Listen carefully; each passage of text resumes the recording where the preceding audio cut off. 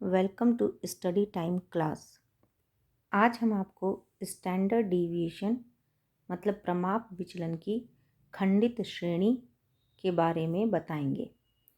खंडित श्रेणी यानी कि डिस्क्रिएट सीरीज़, इसमें दो मेथड हैं यानी कि दो तरीके हैं। पहला है प्रत्यक्ष रीति यानी कि डायरेक्ट मेथड, दूसरा है लघु रीति यानी कि शॉर्टकट मेथड। जैसा हमने आपको इस वीडियो से पहले वीडियो में स्टैंडर्ड डिविएशन मतलब प्रमाप विचलन कैलकुलेट करने के लिए दो रीति बताई थी, प्रत्यक्ष रीति और लघु रीति। उसी प्रत्यक्ष रीति और लघु रीति के जो फॉर्मूले हैं या सूत्र हैं, वही सेम सूत्र यहाँ पर भी लगाया गया है, लेकिन दोनों सूत्र में सिर्फ एक ही अंतर है और वो है इस फ्रीक्वेंसी का। ये फ्रीक्वेंसी उस सूत्र में नहीं है और यहाँ पर वो फ्रीक्वेंसी आपको नज़र आ रही होगी। तो डिफरेंस बस यही है कि यहाँ पे फ्रीक्वेंसी का गुणा किया गया है और वहाँ पे फ्रीक्वेंसी नहीं थी, इसीलिए इसे खंडित श्रेणी बोला जाता है, क्योंकि इसमें फ्रीक्वेंसी हमें मिलती है। फ्रीक्वेंसी को हिंदी में आवृत्ति बोला जाता है। जैसे कोई भी एक डिजिट जब एक से ज़्यादा बार उपयोग किया जाता है तो उसे फ्रीक्वेंसी के रूप में लिया जाता है। तो इसमें प्रत्यक्ष रीति और लघु रीति में फॉर्मूला यानी कि सूत्र सेम है, बस फ्रीक्वेंसी का मल्टीप्लिकेशन है और यही फ्रीक्वेंसी के मल्टीप्लिकेशन के आधार पर ही इसमें कैलकुलेशन होती है। तो हम ये सारे फॉर्मूले आपको बताएंगे और उस पर आपको सूत्र भी कैसे यूज़ करना है वो भी समझाएंगे। तो प्रत्यक्ष रीति में हमारे पास दो फॉर्मूले हैं, दोनों में से हम किसी का भी उपयोग कर सकते हैं। और लघु रीति में हमारे पास 4 फॉर्मूले हैं। तो पहला फॉर्मूला ये आपको स्क्रीन पे दिख रहा होगा, दूसरा फॉर्मूला उसी के ठीक नीचे है और उसके बाद तीसरा फॉर्मूला ये आपको स्क्रीन पे दिख रहा होगा और चौथा फॉर्मूला ये है। तो हम पहले आपको अपने वीडियो में बता चुके हैं कि किसी भी फॉर्मूले का आप उपयोग कीजिए, प्रश्न के उत्तर में कोई फ़र्क नहीं पड़ेगा। तो हम प्रत्यक्ष रीति और लघु रीति का एक एक सूत्र उपयोग करके प्रश्न को हल करेंगे। अब हम आपको इसमें उपयोग होने वाले जितने सिंबल्स हैं उनके बारे में बता दें। तो ये सिंबल जो है ये प्रमाप विचलन का है यानी कि स्टैंडर्ड डिविएशन का। Sigma F D square x ये विचलन वर्गों तथा संबंधित आवृत्तियों के गुणन का योग है। एन या सिग्मा एफ आवृत्तियों का योग है, यानी आवृत्ति जितनी दी होगी उसका टोटल करना है। अब ए हमारा है कल्पित माध्य और एक्स है श्रेणी का माध्य। तो कल्पित माध्य का मतलब है जो हम श्रेणी हमें दी होगी उसमें से किसी भी एक नंबर को या आइटम को हम जो है माध्य के रूप में उपयोग करेंगे और फिर उसी के आधार पर हम फिर श्रेणी का जो एक्चुअल माध्य है उसको निकालेंगे और फिर उसके बेस पे पूरी कैलकुलेशन होगी। तो आइए चलते हैं हम अपने एग्जाम्पल पर। हमारा एग्जाम्पल है, निम्न सम्मकों से प्रमाप विचलन की गणना कीजिए, यानी कि calculate standard deviation from the following data. तो डाटा में दिया गया है साइज ऑफ आइटम यानी कि x और फ्रीक्वेंसी यानी कि f। यहाँ पे x में है 5, 10, 15, 20, 25, 30, 35। यहाँ पे 5 के नीचे ये जो 2 लिखा है इसका मतलब है कि 5 को 2 बार लिखा गया है, 10 को 7 बार, 15 को 11 बार, 20 को 15 बार, 25 को 10 बार, 30 को 4 बार और 35 को 1 बार इस पूरे सीरीज़ में उपयोग किया गया है। तो बार बार न लिख करके हमने उनको एक ही बार लिखा और नीचे वो कितनी बार सीरीज़ में आए हैं इसको लिखा है, इसीलिए इसको फ्रीक्वेंसी बोला जाता है। अब एग्जाम्पल सॉल्व करते हैं। तो सबसे पहला जो हमारा कॉलम होता है वो साइज़ ऑफ आइटम यानी कि एक्स का होता है। इसमें हम आइटम्स लिख लेंगे 5, 10, 15, 20, 25, 30, 35। दूसरा कॉलम हमारा है फ्रीक्वेंसी का यानी कि आवृत्ति का। इसमें हम आवृत्ति लिख लेंगे 2, 7, 11, 15, 10, 4, 1। इसी आवृत्ति का करेंगे टोटल। तो इस आवृत्ति का जब टोटल करेंगे तो आएगा 50। यही 50 है हमारा n। पहले हम लोग यहाँ पे जो आइटम होता था उसका टोटल करते थे, लेकिन अब वो नहीं करना है। अब हमें फ्रीक्वेंसी का टोटल करना है। तो फ्रीक्वेंसी का टोटल किया, आया n। अब यहाँ पे एफ एक्स निकालना है। एफ एक्स में एफ यानी कि फ्रीक्वेंसी और एक्स मतलब आइटम का मल्टीप्लाई करना है।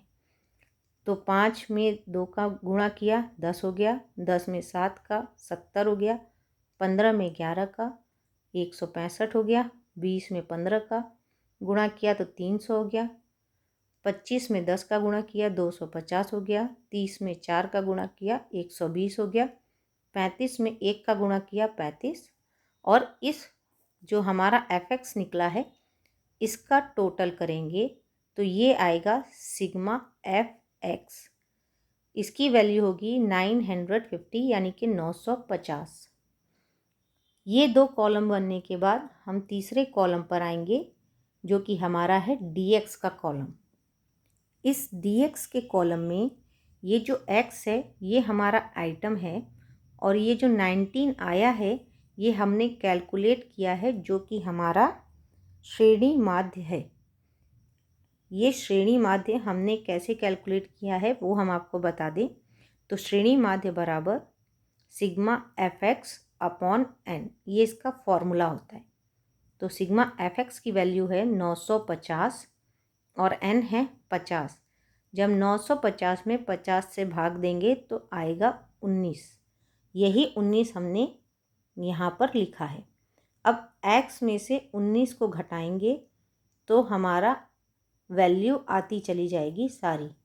तो पहले 5 माइनस 19 तो -14, 10 minus 19 -9, 15 minus 19 -4, 20 minus 19 +1, 25 minus 19 +6, 30 minus 19 +11, 35 minus 19 +16। तो ये हमारा आ गया डी एक्स का कॉलम। अब इसी डी एक्स के कॉलम में हम फ्रीक्वेंसी से मल्टीप्लाई करेंगे यानी कि गुणा करेंगे। तो फ्रीक्वेंसी है हमारी पहले कॉलम में 2 और यहाँ पे डी एक्स है -14। तो 2 से -14 में गुणा किया -28 हो गया। फिर 7 से -9 में गुणा किया -63 हो गया। 11 से -4 में गुणा किया 44 हो गया माइनस। 15 से +1 में गुणा किया +15। 10 से 6 में गुणा किया +60। 4 से 11 में गुणा किया +44। 1 से 16 में गुणा किया +16। अब इनका टोटल करेंगे तो हमारा सिग्मा एफ डी एक्स आएगा 0, यानी कि जितना प्लस है उतना ही माइनस है। मतलब 1 - 1 = 0 होता है। उसी तरह जब हम यहाँ पे ये टोटल प्लस को ऐड करेंगे उसमें से ये सारे माइनस को रिड्यूस करेंगे यानी कि घटाएंगे तो वैल्यू हमारे पास आएगी 0। अब यहाँ पे एक और कॉलम बनेगा, वो बनेगा F D x into D x, यानी कि ये जो फ्रीक्वेंसी के साथ डी एक्स का मल्टीप्लाई हुआ है वो लेना है डिजिट, और उसके बाद सिर्फ डी एक्स वाले कॉलम में जो डिजिट है उसको लेना है। तो यहाँ पे हो जाएगा -28 मल्टीप्लाइड बाई -14 यानी कि -28 गुणे -14, -63 गुणे -9, -44 गुणे -4, 15 गुणे 1, 60 गुणे 6, 44 गुणे 11, 16 गुणे 16। अब ये सबका गुणा करने पर हमारे पास वैल्यू आएगी और इस वैल्यू को हमने टोटल कर लिया तो हमारा निकल आया sigma F D square x, क्योंकि dx का dx में मल्टीप्लाई होकर के स्क्वायर हो जाएगा और फ्रीक्वेंसी वैसे ही लिखी जाएगी और ये हो जाएगा 2250। तो ये हमारा कॉलम बन के तैयार हो गए सारे। अब इन्हीं का यूज़ करना है और क्वेश्चन को फॉर्मूले में पुट करके सॉल्व करना है। तो हमने पहला फॉर्मूला ले लिया है, standard deviation is equal to under root sigma F D square X upon N. तो sigma F D square X की वैल्यू हमने निकाली है 2250, एन की वैल्यू यहाँ से पुट कर देंगे 50।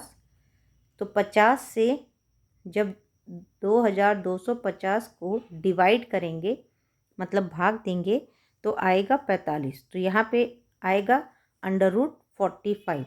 अब 45 का जब अंडर रूट निकालेंगे तो वो आएगा 6.708। अब अंडर रूट निकालना अगर आपको नहीं आता है तो इस वीडियो के नीचे लिंक हमने दिया है, वहाँ पे हमने अंडर रूट कैसे निकाला जाए इसका लिंक शामिल है, आप उसे देखकर अंडर रूट निकालना सीख सकते हैं। ये तो हमारा जो फॉर्मूला यूज़ हमने किया वो प्रत्यक्ष रीति का फॉर्मूला है। अब हम आपको लघु रीति के फॉर्मूले से इसका आंसर निकाल के दिखाएंगे।